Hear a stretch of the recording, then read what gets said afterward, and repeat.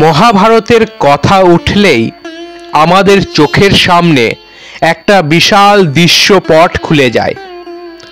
ধনুক হাতে অর্জুন, বজ্রের মতো শক্তিশালী ভীম, প্রতিজ্ঞাবদ্ধ ভীষ্ম, ঋষির মতো গম্ভীর দ্রোণ, আর সবকিছুর আড়াল থেকে এক রহস্যময় হাসি কৃষ্ণ।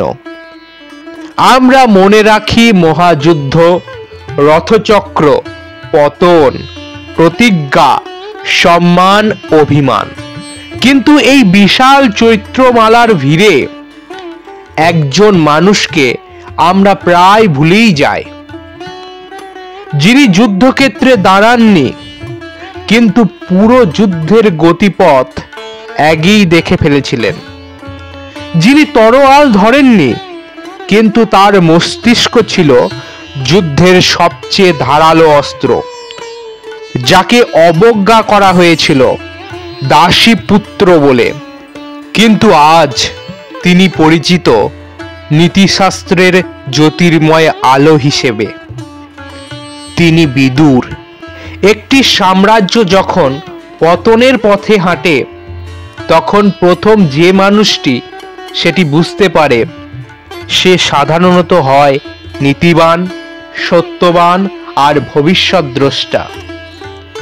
তার কথা খুব কম মানুষ শোনে, কারণ সত্য কখনো মিষ্টি নয়, আর ক্ষমতাপ্রাপ্তরা মিষ্টি কথাই বেশি পছন্দ করে।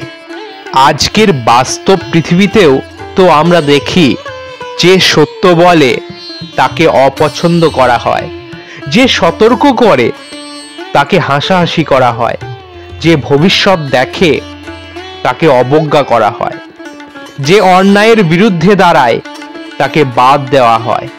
ঠিক এভাবেই হয়েছিল বিদুরের সঙ্গে। এমন হাজারটা কারণ আছে যেগুলো তোমাকে এই ভিডিওটি শেষ পর্যন্ত টেনে রাখবে, কারণ বিদুর শুধুই পুরাণের চরিত্র নয়, তিনি এক দর্শন, এক সতর্কতা, এক অস্বস্তিকর সত্য। যদি এই ধরনের অজানা চরিত্র, হারিয়ে যাওয়া ইতিহাস, মহাভারতের অন্ধকার কোণ থেকে তুলে আনা সত্য, এমন গবেষণা ভিত্তিক সিনেমেটিক বিশ্লেষণ তোমার ভালো লাগে, তবে চ্যানেলটি সাবস্ক্রাইব করে রেখো, কারণ তোমাদের এক একটা সাবস্ক্রাইব আমাকে আরও গভীর অধ্যায়গুলো করতে প্রেরণা দেয়।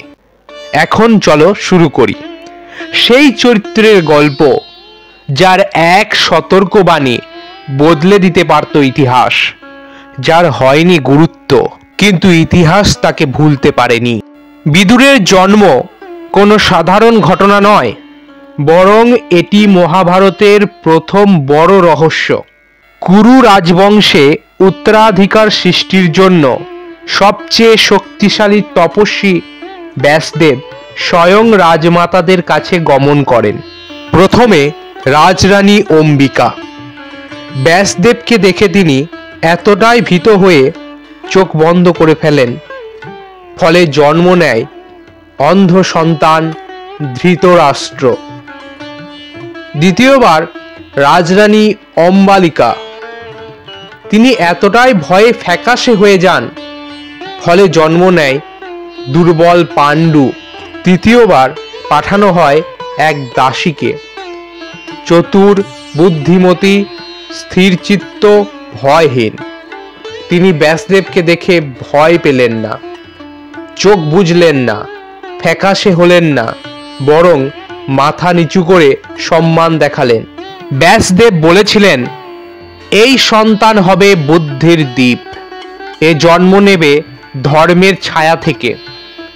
এই দাসী ছিলেন সাধারণ নন, তিনি ছিলেন রাজকর্মচারীদের মধ্যে সবচেয়ে বুদ্ধিমতী নারী, আর তার গর্ভ থেকে জন্ম নেন বিদুর।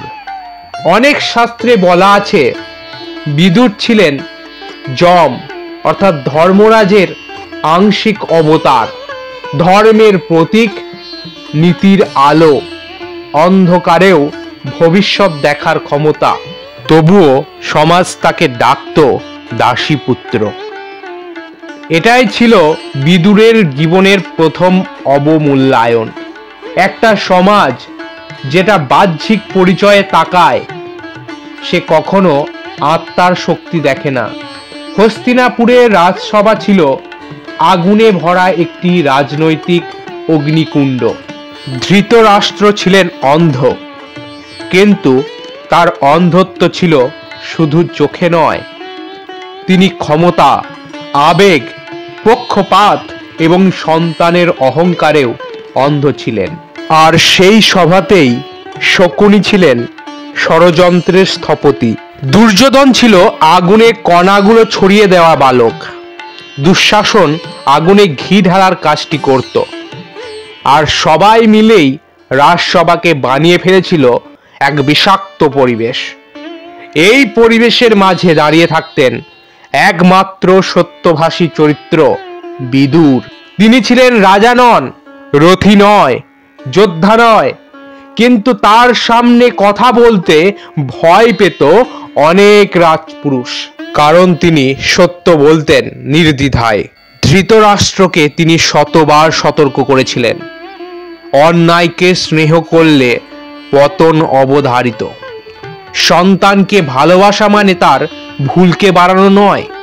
কিন্তু ধৃতরাষ্ট্র, তার কান ছিল শকুনির হাতে বন্দী, তার হৃদয় ছিল দুর্যোধনের দখলে।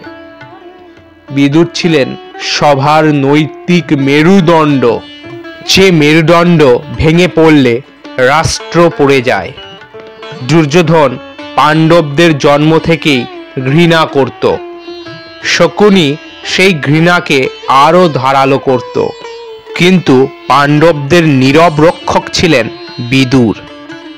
যখন লাক্ষাগৃহে আগুন লাগানোর ষড়যন্ত্র হয়েছিল, তখন বিদুর একটি ধাঁধাময় বার্তা পাঠান। যে পথের আগুন দেখা যায় না, সেই পথই বাঁচার পথ। অর্থাৎ ভেতরের গোপন সুড়ঙ্গ দিয়ে পালাও। এই বার্তা না থাকলে পাণ্ডবদের মৃত্যু তখন নিশ্চিত ছিল। দ্রৌপদীর অপমানের দিনে সভায় প্রায় সবাই নীরব। কেউ ভয় পেল, কেউ স্বার্থে নীরব, কেউ দুর্যোধনের সামনে দাঁড়ানোর সাহস পেল না। কিন্তু বিদুর দাঁড়িয়েছিলেন। একের বিরুদ্ধে শত হলেও তিনি বলেছিলেন, এই অন্যায়ের ফল তোমাদের ভোগ করতে হবে। দুর্যোধন বিদুরকে বলল, দাসীপুত্র, চুপ করে থাকো। সেদিন পুরো রাজসভা কেঁপে উঠেছিল, কারণ অপমানের শব্দের পেছনে লুকানো ছিল ভবিষ্যতের আগুন। মহাভারতের যুদ্ধে শুধু অস্ত্রের লড়াই হয়নি, হয়েছিল দুই ব্রেনের সংঘর্ষ। শকুনি হলেন কূটনীতির জাদুকর, প্রতারণার মাস্টার মাইন্ড, অনুভূতিকে ব্যবহার করে সিদ্ধান্ত বদলানোর পারদর্শী। বিদুর ছিলেন যুক্তি, নীতি, শাস্ত্র, ভবিষ্যৎদর্শিতা। দুর্যোধন শকুনির মায়াজালে আটকে পড়লেও বিদুর বারবার তাকে ভেঙে বার করতে চাইতেন। হয়তো এই দুই মস্তিষ্কের লড়াইয়ে জিতেছিল শকুনি, কারণ ক্ষমতা তার পাশে ছিল। কিন্তু ভবিষ্যৎ প্রমাণ করেছে সত্য ছিল বিদুরের পাশে। যুদ্ধের আগে কৃষ্ণ যখন শান্তির প্রস্তাব নিয়ে হস্তিনাপুরে এলেন, দুর্যোধন রাজকীয় ভোজ সাজালেন। স্বর্ণের প্লেট, রত্নখচিত অলংকার, নাচ গান, হাজারো সেবক। কিন্তু কৃষ্ণ সেখানে গেলেন না। তিনি সোজা গেলেন এক দাসীর ঘরে জন্ম নেওয়া, কিন্তু নীতির রাজ সমান এক মানুষের ঘরে, বিদুরের ঘরে। বিদুর কৃষ্ণকে আলিঙ্গন করে বললেন, সত্যের পথ সংকীর্ণ কেশব। এই রাজসভায় তা কেউ শুনতে চায় না। কৃষ্ণ বললেন, অন্যায়ের বীজ যখন বড় হয়, তার কাণ্ড ভাঙা যায় না। আগুন জ্বলবেই বিদুর, কিন্তু আমি চাই তুমি ধর্মের পাশে দাঁড়িয়ে থাকবে। এই দুই মনীষীর কথোপকথন মহাভারতের সবচেয়ে গভীর দার্শনিক আলাপ। দুর্যোধন যখন কৃষ্ণকে আটকানোর চেষ্টা করে তখন মহাভারতের ইতিহাস লেখা হয়, কারণ সেই মুহূর্তে কৃষ্ণ দেখিয়ে দিয়েছিলেন অন্যায় যদি ঈশ্বরকেও আটকাতে চায় তবে সে নিজেই নিজের ধ্বংস ডেকে আনে। একদিন দুর্যোধন সীমা ছাড়িয়ে গেল। সে বিদুরকে বলল, তুমি দাসী পুত্র, তুমি আমাকে উপদেশ দেওয়ার যোগ্য নও, আজ থেকে রাজসভা ছাড়ো। বিদুরের হৃদয় ভেঙে গিয়েছিল। নীতির স্তম্ভটি যেন সেদিন প্রথমবার কেঁপে উঠেছিল। রাজসভা ত্যাগ করার সময় বিদুর বলেছিলেন, যে রাজ্য অন্যায়কে আশ্রয় দেয় সে রাজ্য ভস্মীভূত হবেই, তলোয়ারে নয়, নিজের ভুলে। যুদ্ধের ঠিক আগে বিদুর আবার ফিরেছিলেন। তিনি জানতেন এটাই শেষ সুযোগ। তিনি ধৃতরাষ্ট্রকে বললেন, মহারাজ, আপনি রাজা, কিন্তু রাজ্যকে রক্ষা করতে পারেননি। আপনি পিতা, কিন্তু পুত্রকে থামাতে পারেননি।